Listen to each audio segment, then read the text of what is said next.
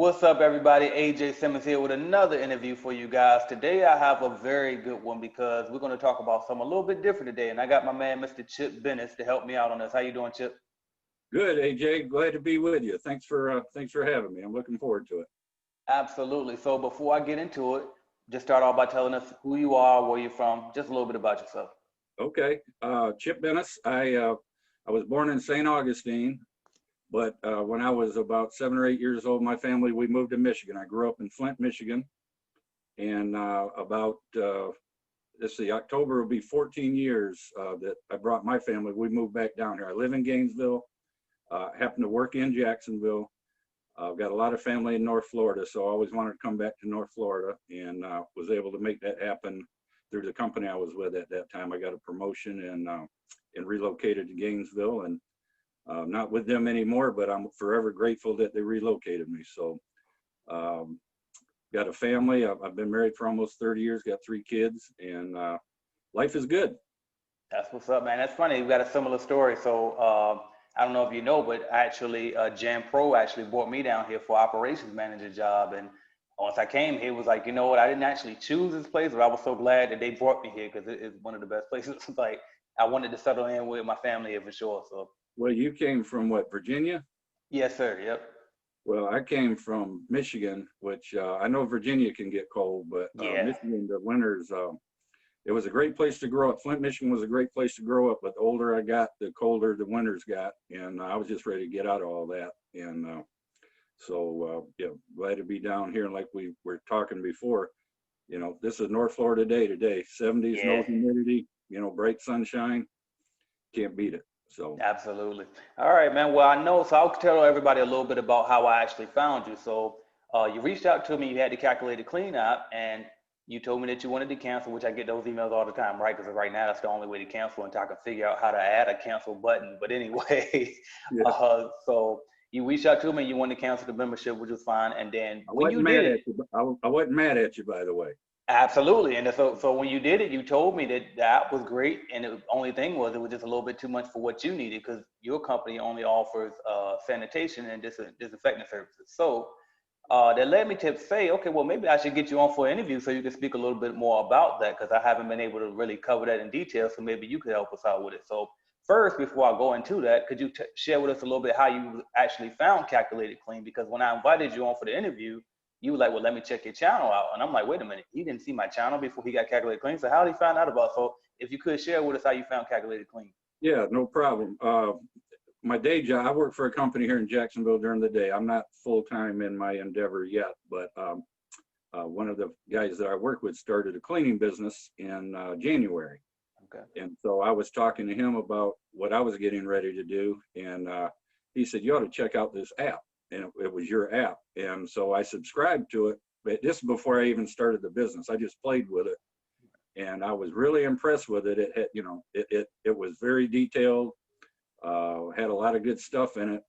But before I let the subscription go on for another month, I just decided that, I don't need all this for what I'm doing one thing. I'm specializing in one thing. So that's when I tried to cancel the app and couldn't figure out how to do it.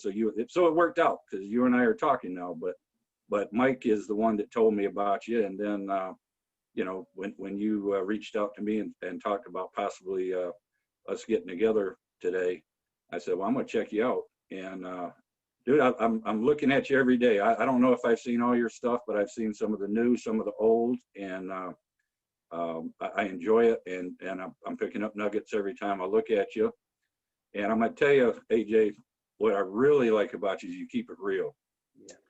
Yeah. And it's funny, right before I started communicating with you, another business, a network marketing business I'm involved in, one of the leaders there did a little talk about jump online. You don't have to be perfect. You don't have to buy the perfect ring light and the ring cam, the perfect camera. Some of these people get on, they're real pretty and their content's not there, or they're pretty and maybe their content's there, but they really haven't done what they're talking about. Right. And so when I started watching you, I'm like, man, this guy is, what's going on. And so like I said, I've enjoyed it. And I find myself when I'm watching you, I'm just nodding a lot, like, yep, that's exactly right. That's exactly right. So so that's how I found you, and here we are today. I appreciate that, Chip. And shameless plug, by the way, too. So I started a second channel, Get Paid to Be You, and I talk about that subject about just throwing yourself out there a little bit more in detail. And because I mean, everybody gets kind of see, especially with my older videos, I whip that phone out in a second and just start talking, kids in the back and everything. So Yeah, but absolutely. that's what was appealing to me about you, and because that's the way I do it. And so I'm going to want to check out your other channel, because I've always been, and I know better, I try to get stuff perfect before I jump out there, and I've been trained not to do that. Just go for it, and go with what you got, and don't try to make it I can't even hardly type out an email without doing it 15 times, because I'll catch something with it. And I'm trying to get over that, so Yeah. maybe you can help me with that. Right, absolutely. All right, man. Well, let's talk about how you got into disinfecting and fogging services. Okay.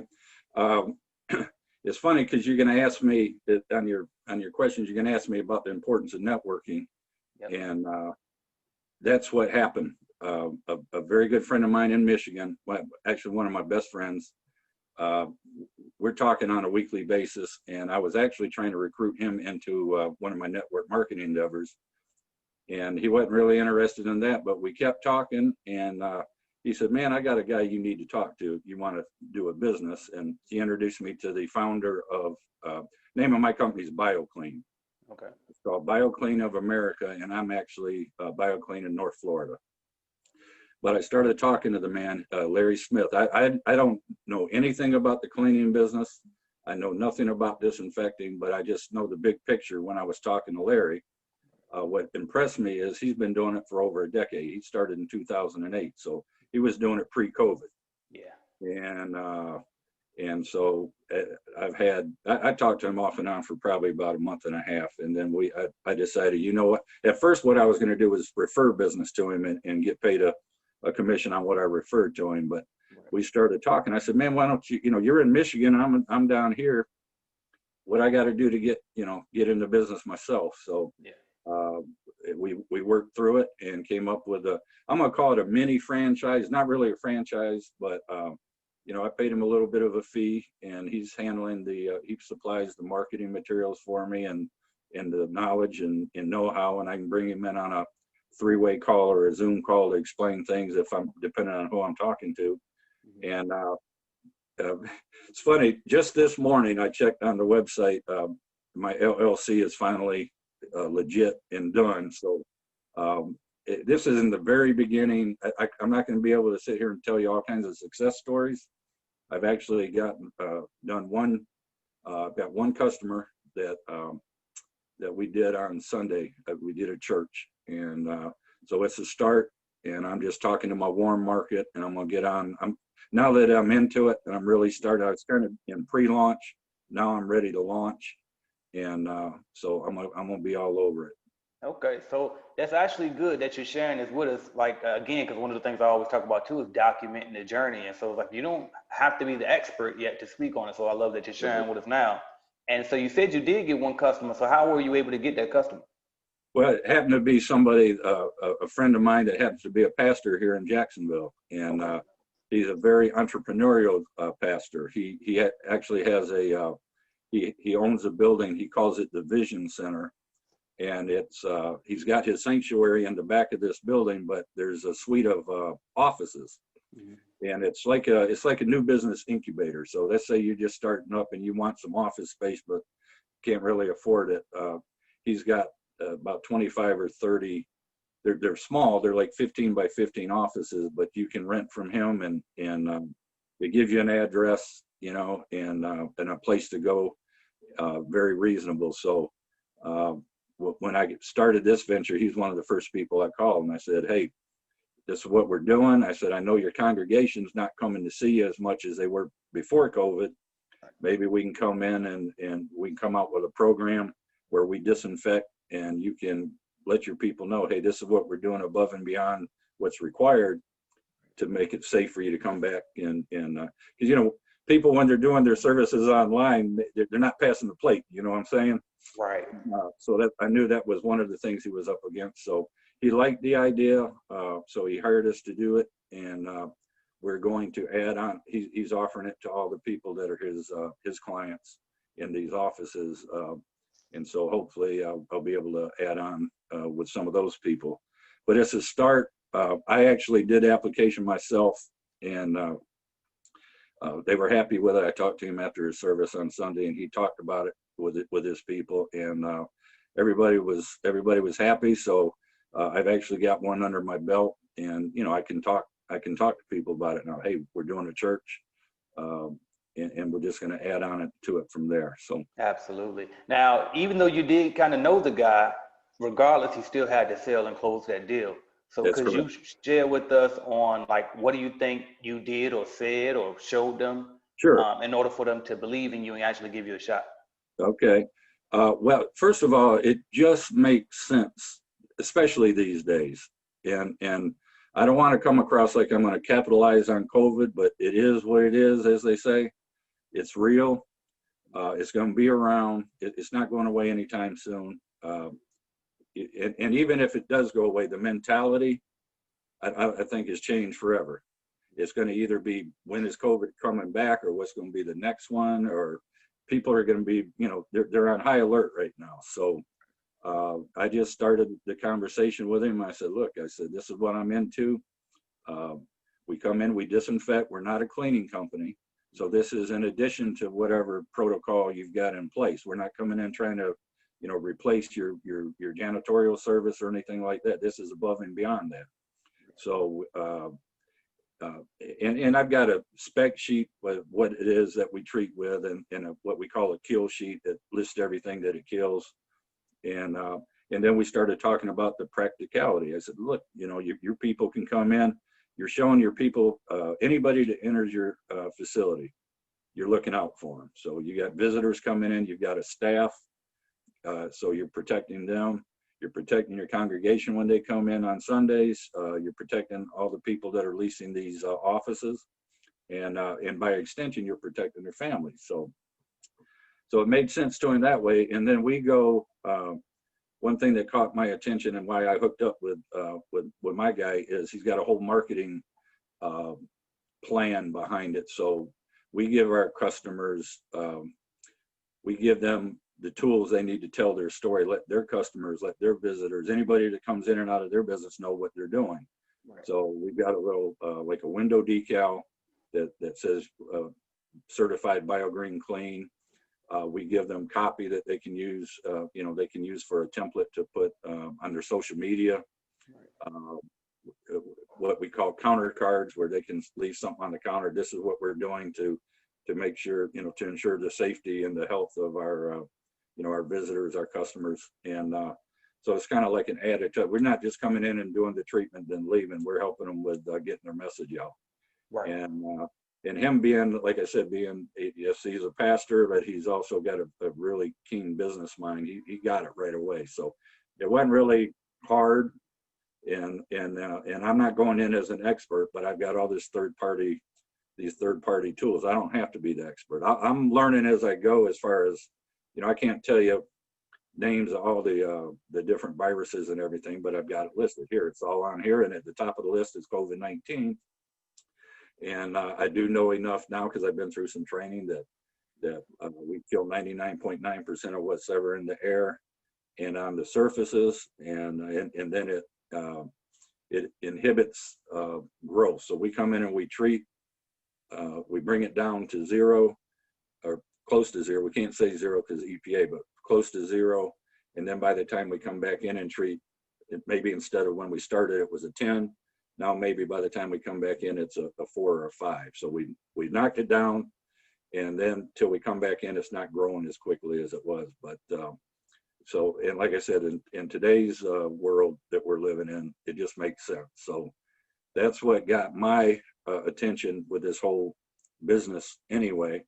And then, like I said, it's a real easy story to have a conversation with somebody. They can say no, and I've already had a few people say, no, I don't think so, and that's fine, but most people at least listen to you. Absolutely. And listen, any business, it's going to take 100 no's before you get that one yes anyway, so Absolutely. You know how it goes. Absolutely. Yep. So you did mention training. Could you share with us like how you actually learn how to do the disinfecting process? Yeah. And here again, my people are based in Michigan, so it was Zoom and then just on the phone. He sent me some material that I printed out like a PowerPoint, and then some videos that are very, we need to improve on them, but I got the idea. It was enough to where I could see like when they were fogging, like how much of the solution was coming out of the fogger and things like that. And a lot of it was, like I said, just on Zoom and on phone calls. And the technical part was maybe about a third of my training. The rest of it was more marketing and sales kind of training. You know, how based on his experience, here's some keywords, here's some things people might say to you and how you might want to handle it. And I mean, I've been in sales for a long time, but I haven't been in this type of environment. And so it was thorough. I probably invested about 7 or 8 hours, something like that. Yeah.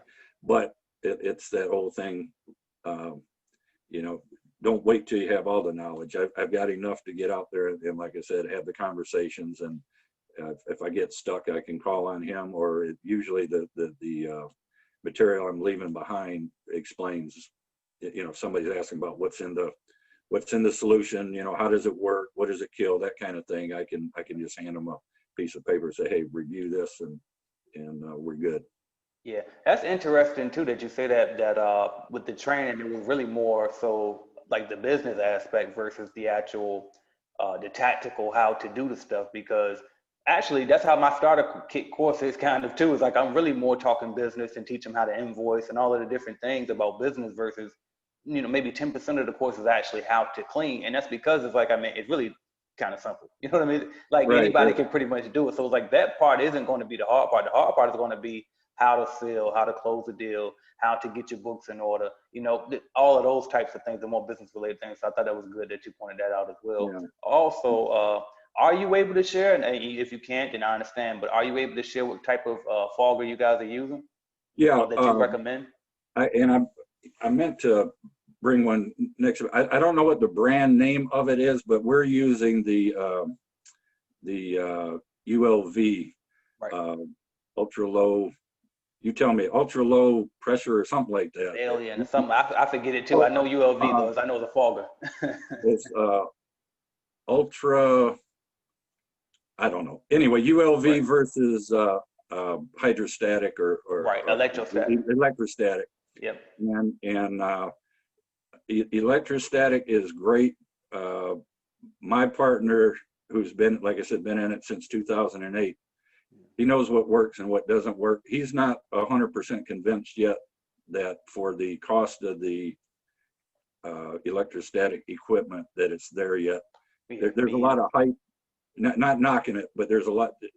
It might not, the technology might not be all that it's being promoted as yet. Right. So he's on the cutting edge. He's looking at it. He thinks that the ULV, UVO, whatever it is a better thing right now. So that's what we use. And as far as the solution that we use, it's 100% biodegradable, mm-hmm. made up of 100% green attributes. So we're able to fog in food service areas. So kitchens, not a problem. If it gets on your food, it's gonna make your food not taste as good as it did, but it's not gonna hurt you. Right. So it's EPA registered hospital grade disinfectant. Right. And I'm with your partner on that when it comes to the ULV versus the electrostatic. I mean, all I know is the electrostatic can cost about 3 times as much as a ULV fogger, and it's like, you know, so far I can't really distinguish the real difference between the two yet. So it's like for now, I'm cool with the ULV as well on that. Yeah. Now, I did hear you mention that you still have your job. So you have your job, and then you're also doing the business on the side. So can you talk about a little bit about how you're managing both and I guess some of the obstacles that you're trying to overcome while doing so? Yeah, absolutely. I love my job. I'm fortunate to have it. The company that I work for is, they treat us very well. As a matter of fact, during this whole COVID thing, the company I work for employs about 150, 200 people. They didn't lay anybody off.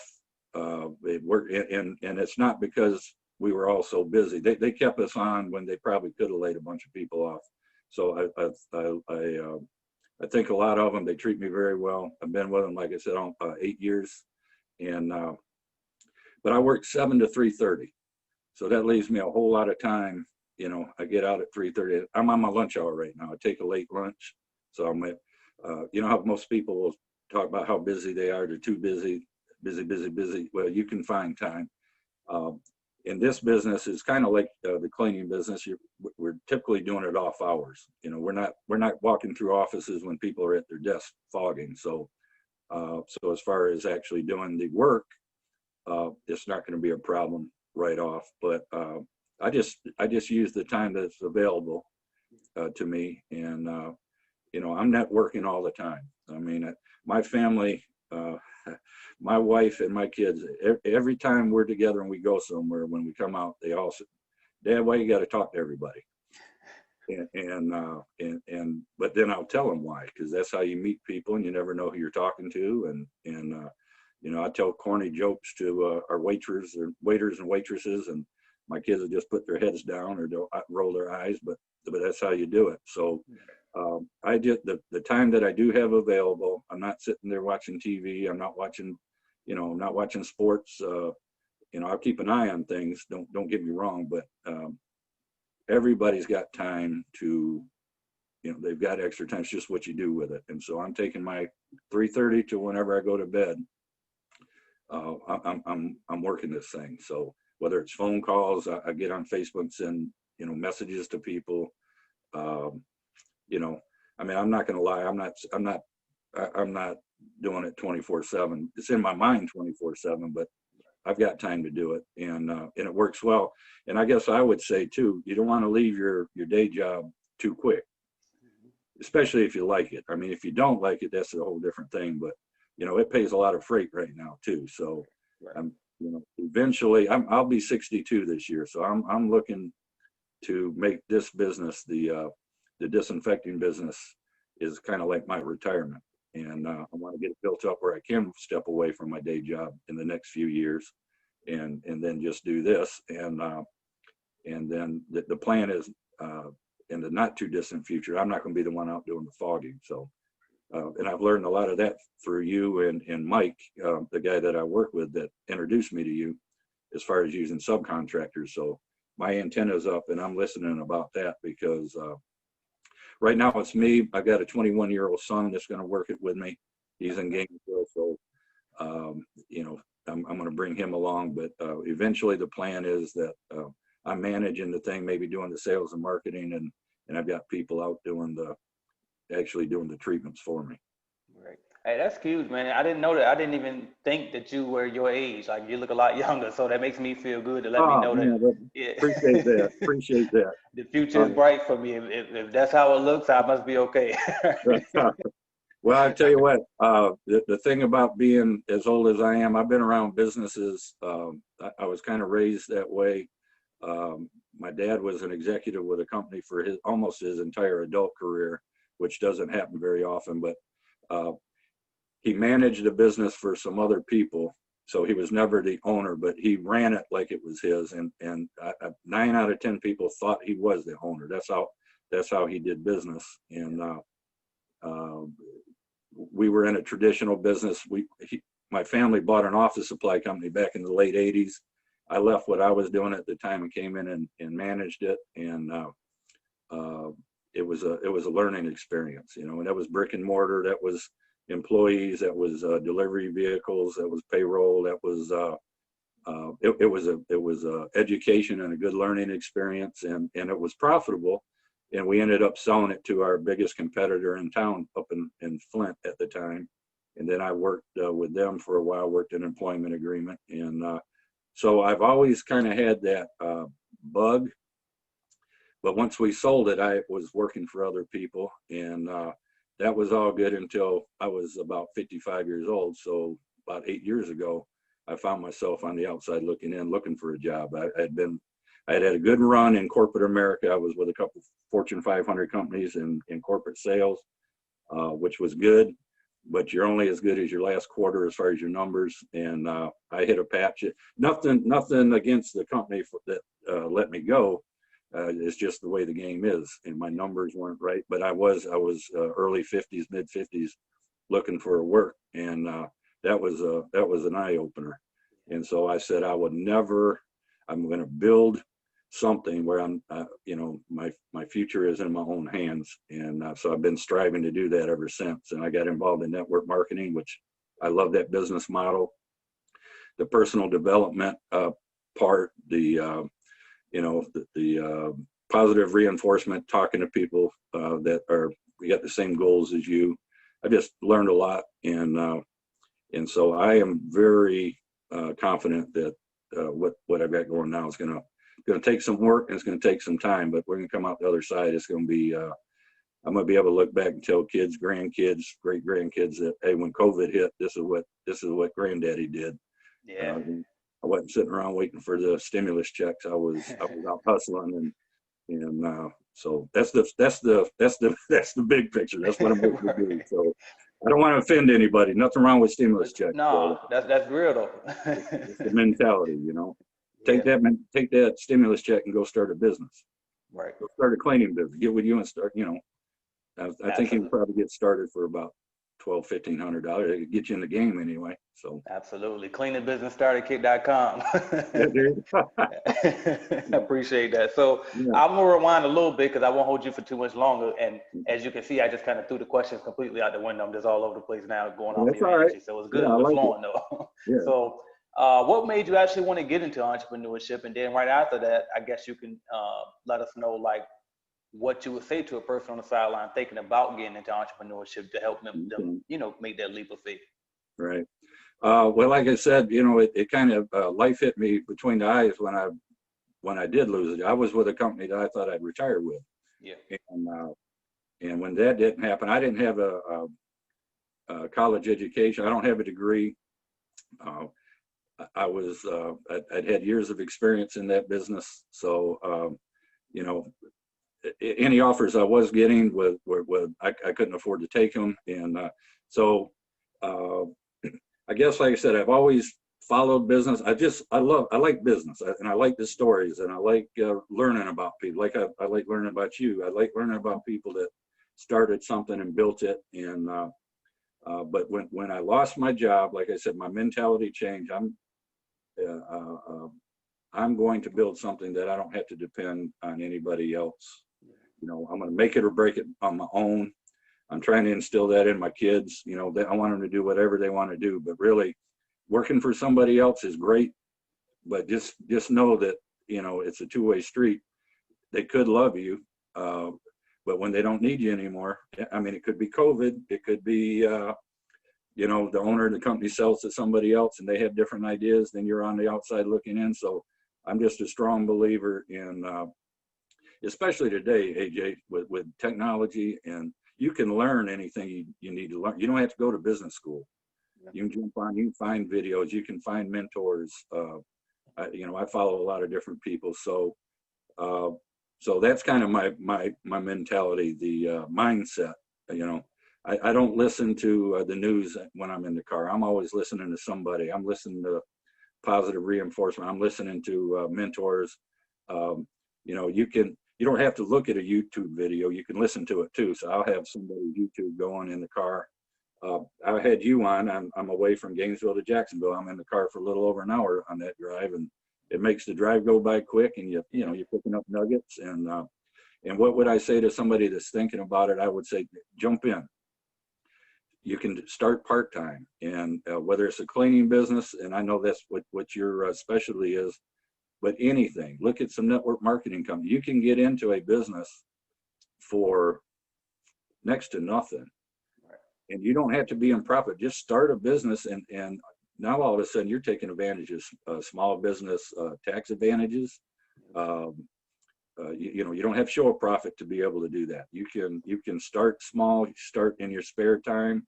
Like I said, with technology, they say money never sleeps. So depending on what you're in, it could be bedtime for everybody in Jacksonville, but you can talk to people on the West Coast, you know. There you go. And so just find something that interests you and learn about it. You know, do some research. You can call people that are in that business that wouldn't be threatened by you getting in. So maybe they're in a different different town or whatever. But get some feedback, and then you got to know why you want to do it.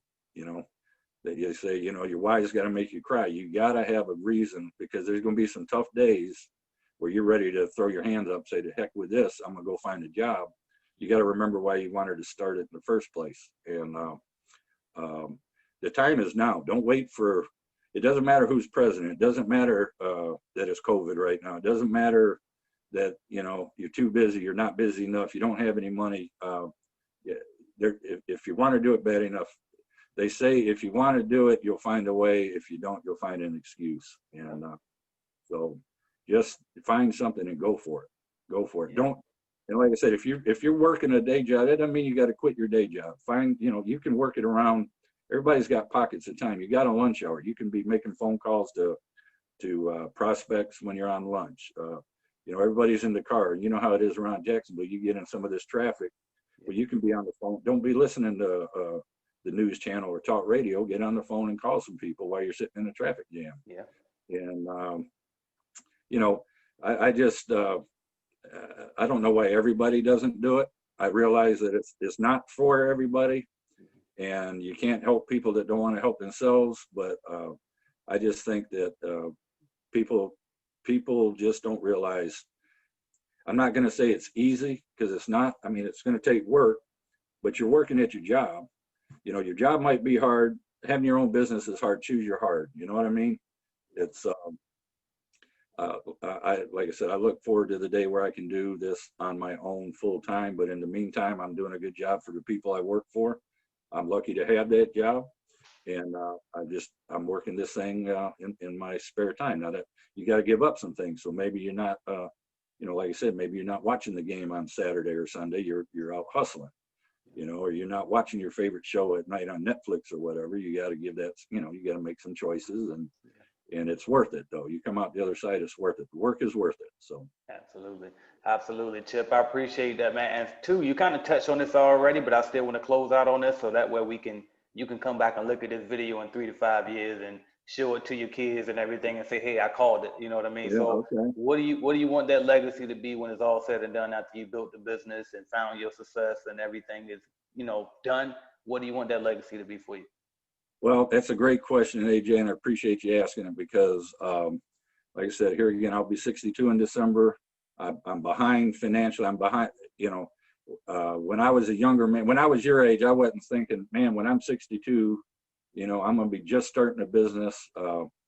You know, back then I thought maybe I'd be in a position to already be retired or doing something else, and I'm not. So my legacy, I want to build this thing for my family. I want to be an example for my family, and for anybody that's interested in paying attention to me, that hey, it's never too late. Number one, you know, I know a lot of young people that think 62 is really old, and I don't think it is. I don't happen to think it is, but you can start anytime. You know, it's, Chris Gardner says, start from where you are. And so I guess my legacy is to be an example for people that it's never too late. And, you know, just find something you want to do and go out and find a way to make money doing it, and go like that. Absolutely. Thank you, Chip. And how can we follow your journey, whether social media or website or anything? How can we get a hold of you? Well, listen, I don't have my own brand type of website yet. Just my Facebook page right now. I'm working on a BioGreen page, but just my personal page is pretty much all motivational. You know, I don't really get into like posting about politics and things like that. So they can follow me just at Chip Bennis. Just find me on Facebook, and if you send me a friend request, I'll accept it. And the company website is biogreennorthflorida.com. And you know, find me on LinkedIn. I'm going to get with you offline, and I need to learn how to start doing some of this stuff online. I've done a few Facebook Lives and things like that just on my personal page. So I need to get out there and share the word more than what I'm doing now and be consistent about it. I'm not very consistent right now. So, and then, you know, if they want to reach out to me and have any questions or anything, they can find me on social media. They can call me.